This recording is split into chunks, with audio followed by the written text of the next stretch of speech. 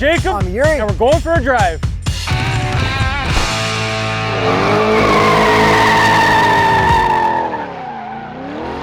'20 Chevy C8 Corvette. Holy. Okay, this is pretty fast. So let's start this off with the horsepower and torque. For this mid-engine Corvette, we've got 495 horsepower, 470 pound-feet of torque from a 6.2 liter V8. Naturally aspirated. That's right. And this has the performance exhaust, which means it has 5 extra horsepower. Floor it, floor it.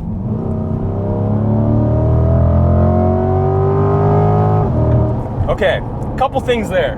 Number one, exhaust sound. A little bit too quiet. And it's pumped in this. It really is. They actually pump it in through the speakers. So that kind of sucks. But from outside, it does sound really good. Let's listen to that right now. So after listening to that, I would actually recommend just getting the regular exhaust. Do not option the factory exhaust. Get yourself an aftermarket one, or even better, straight pipe it. Yeah, no, 100%. You got to chop that thing off. Maybe a Corsa exhaust like you have on your Raptor. Yeah, it would sound incredible with a straight pipe or with a Corsa exhaust. Next thing I noticed, it doesn't rev as high as I want it to for a mid-engine car. But it is naturally aspirated. It is. So that's pretty cool, but 6,500 RPM redline. How about you go into paddle mode and hit that red line for me real quick? Boom, right there. Okay, that is pretty satisfying though. It is up in the high RPMs, right near the red line, but you know, you just want a little bit more. And another cool RPM thing that this thing can do that most cars can't, hold both paddles down. Watch this. Most other cars can't do this. You can rolling launch this thing. The most important thing about a car like this is when people give you thumbs up, you want to be able to rev at them. Exactly, and you can just rev at them just holding both paddles in. And on top of that, you can do a rolling launch, which I have not seen in any other car that we've driven. And another thing, say you're in automatic mode and someone gives you a thumbs up and you want to rip it, punch it for me in automatic, will you? It shifts really quick. So let's talk about this transmission because it's an 8-speed dual clutch and it shifts so damn fast. It's made by Tremec, so it is a great transmission. Because the last C7 Corvette had a pretty bad automatic. We did complain about it, so they actually fixed that. They fixed a lot of things. This is actually a really good car. I don't know if they fixed something rather than build something completely different. Okay, fine. But by building something completely different, they fixed everything. But have you noticed that this isn't as scary as the Corvette that we drove? Oh, way less scary than the C7 Z06. Like, way less scary. But this is not a Z06. A Z06 is coming. Yeah, for a base model, this is insanely good. And I'm pretty sure this is like as base as it gets. It is. We don't even have the Z51 Performance Package or Z51 Performance Package, depending on where you're from. Yeah, and we don't have the nose lift on this, and we don't have a spoiler at the back. There's a lot we're missing. Yeah, but we still do have some relatively heavy options, but at this price, we are missing a bunch of stuff still. But it is a mid-engine, maybe supercar for under 100 grand Canadian from North America. The engine's right there. Okay, let's do the supercar checklist. Okay. Because, is it a supercar? I don't know. Okay, is it fast? It's decently fast, but not crazy fast. Does it sound good? It sounds okay. It's decently sound good, but not super sound good. I wouldn't give both of those a pass. Does it have a gimmicky steering wheel? Oh, absolutely. It's a squircle. It's a square That's what they called it, right? Yeah, squircle. We'll get into that later, but it does have it. Yes. Do the doors go up? They no, do not. They don't. Come on. But how cool would it be if it did? Would be super cool. It would probably put it into supercar territory. It would for sure. Do you look cool getting in or out? I mean, kind of. It would look cooler than a front engine Corvette. Yeah. Does it get a lot of attention? Yeah, it gets a hell of a lot of attention. So we're in Vegas right now. Chevy flew us out to test drive this thing, just like all the other journalists who've been doing it. Yeah, so if you've seen any other content on this car from Vegas, it's from the same event. It's honestly a pretty hectic event. There's a lot going on. Yeah, we're doing our best to cover it. So that's why some of the track stuff we haven't filmed yet. But everyone in Vegas is super stoked. Thumbs up. Everyone looking. I don't know if this attention is going to last like a McLaren or Ferrari would, but right now, this is the hottest thing on the road. This is super hot right now. Okay, then some other tests. Cup holder test. It will fit a small cup just fine. Here's a water bottle. That's what it looks like. So that's a supercar fail. Definitely a supercar fail. And now the most important test, the visor test. Supercars usually don't pass. They're not supposed to. 3, 2, 1. Oh my! Wow! That's a fail. This is... Wait. Pre-production Holden Ute mid-engine Corvette visor test. 3, 2, 1. Oh, we have to drive it now. Box test. We didn't bring our boxes. Carry-on test. It's way too good at storing carry-ons. This is not a supercar. This is not a supercar. But it's probably the most supercar you can get for under 100 grand. 100% it is. This is an incredible car, and I think the Z06 or the ZR1 will potentially be supercars. I think the ZR1 will be for sure. Yeah. But that's for the future. So this is not a supercar, there you have it. Next thing that's been bothering me about this car, the ticking behind me, which is from the direct injection, I believe. So it's just constantly ticking. Like, you probably can't hear it on the audio, but I'll try and pick it up right now, so I'm gonna shut up. And you probably didn't hear that, but trust me, it is ticking behind my head the entire time. It's kind of annoying, but I mean, you are in a mid-engine Corvette, and this is a pre-production unit, so that ticking might not be there in the final production. That's right. We should probably talk about the looks. Obviously mid-engine, so a lot's changed. They moved the engine from the front to the back, which changed the entire shape of the car. Do you like the shape? I like the front, I don't like the back. Okay, I like all the looks except for straight on the back. Why? It just looks too Camaro-y to me. Exactly, that's my whole problem with it. It looks like a Camaro. I think they need circle taillights, but overall it looks really good. Front end, kind of like a McLaren GT. Oh, very much so like a McLaren GT. But it is also very Corvette. And it's also kind of very Lambo as well. It's good, and we got cool headlights, like overall, no issues really. I think it's okay. I think they should have done a little bit better with the front end, but the headlights are pretty cool. We got more models coming. Don't I know. worry. It's true. This is the base. We're not even at the mid-cycle refresh. That's true, man. It just came out. Yeah. Barely. Yeah. Okay, side view. Side view is pretty cool. That's where you can really see the mid-engine shape. Okay, on some of them, you have a black body panel. I really like the black panel there. I think it looks really cool. And the craziest part is when you open the door, you got to be careful walking around that because it sticks out way beyond the door. Yeah, like nice, big, aggressive, hard, bulky shapes. And what do you think of these wheels? I mean, it's all right. They're no salad shooters. Yeah, they're definitely base model wheels, but they look all right. I think there are going to be way cooler wheels. And what is the Continental recommended tire for the C8 Corvette? The Extreme Contact Sport.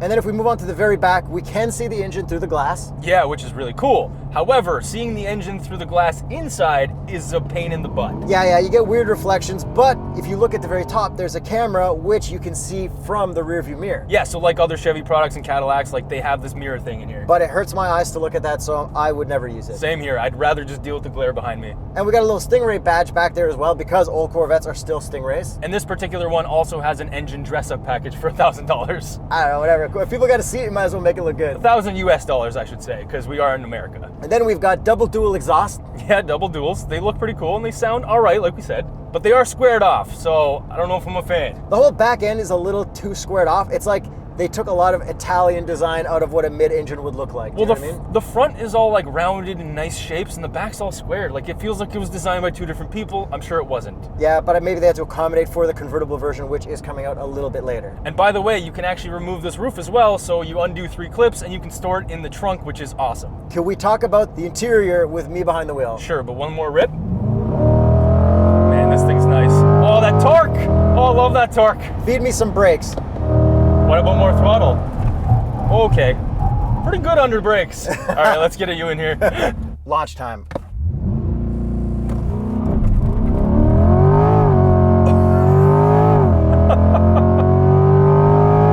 Okay, this is pretty fast. I don't feel like McLaren Lambo supercar fast. It is not a McLaren Lambo, even though it's mid-engine. It's also not McLaren Lambo price. And there's also a way to do brake stands in this car with the dual clutch. So when you're stopped, you put in both paddles, and then you rev it out, and then you let off, and it'll spin. Then you gotta put your foot back on the brake.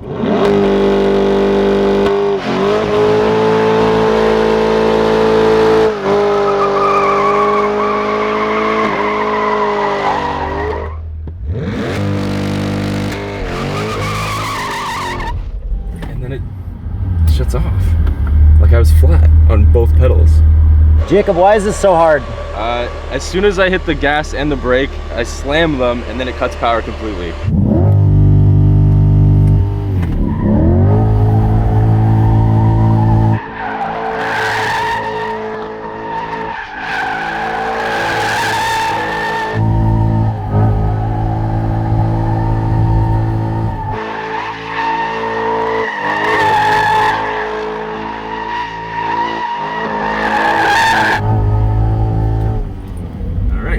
There we got it. Much easier do that. But it kind of sucks that you can't just do brake, gas, burnout. Yeah. No longer you can't do that. Yo, but the future is now, you know what I mean? I guess.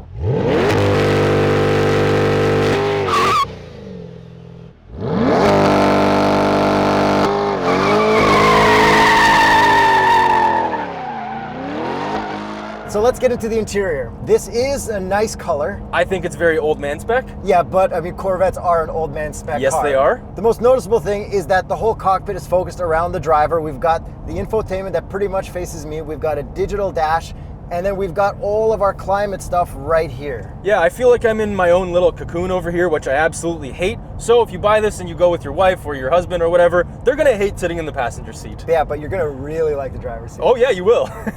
And the materials in this interior are actually so nice. Everything that looks metal or carbon fiber or leather is all of those materials for the first time ever in a Chevy, maybe? Yeah, no, it looks very premium. It's almost like luxury car-ish. Almost, like it's very, very good. Like this and the LC500, I've sat in one, haven't driven one, haven't reviewed one, but I feel like it's a similar style of luxury. Yeah, like the plastic in the cup holder area is real plastic.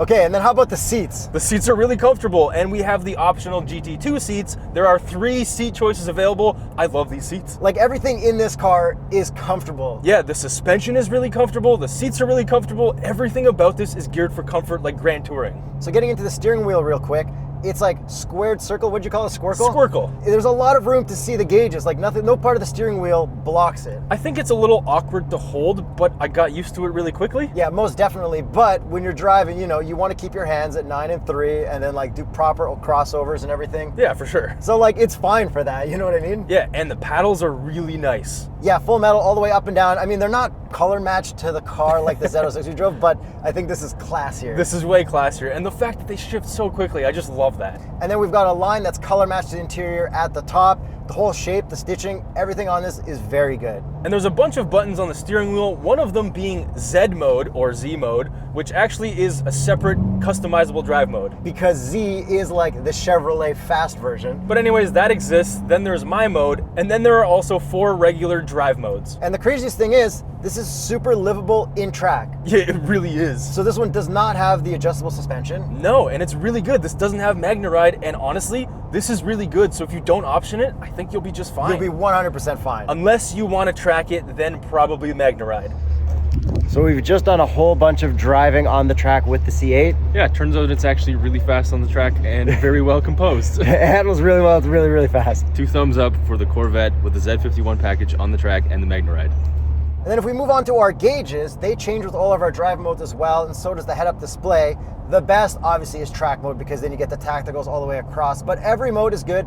The gauges are like actually great. Yeah, the only issue I have with the gauges is the transitions between the gauges are a little bit laggy. But the gauges themselves, once you're in those modes, are amazing. And there's also one other gauge mode that we haven't mentioned, and it's called stealth mode. Yes, so when you're driving at night, it won't blind you with light. It pretty much just shows your speedo. Yeah, which is pretty cool. It's like a Saab thing from old GM days. How about our infotainment? Oh my God, it's not laggy. They improved so much. Yeah, it's very smooth. I don't mind it. It's got Apple CarPlay, Android Auto. It doesn't have rewinding satellite radio stations or tune mix. The competition, the McLaren GT, does have tune mix. But that's also a lot more money. Well, that's probably because of the tune mix. Yeah, Extra $200,000. That must be it. The resolution's also really good. We also have a backup camera and a front camera. But no 360 camera. Yeah, I guess that's where you save costs. Yeah. That's fine though. And the reverse camera and everything is so high resolution, probably the highest resolution of any GM product. Oh, for sure it is. And then as for the rest of the interior, we've got an armrest with a little glove box. You can fit enough stuff. There's a cell phone holder back there as well. That's pretty cool.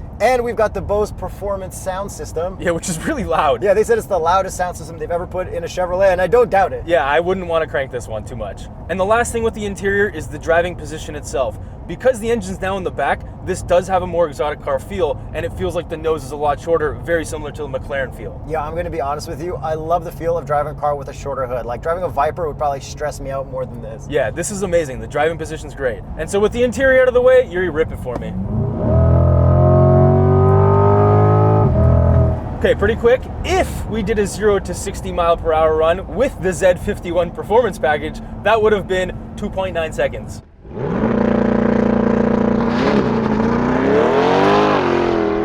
That's very fast for under 100 grand. That is supercar territory for sure. And I think without the package, it's around 3 to 3.1 kind of thing, 3.2. So with all of that fun stuff out of the way, more fun stuff. We haven't really touched on handling too much. Yuri, send it into Cliche Nevada corner for me. How does that feel? Very confident. Way more confident than the front engine one. Yeah, so the steering is actually pretty firm, especially in track mode, but you can customize that.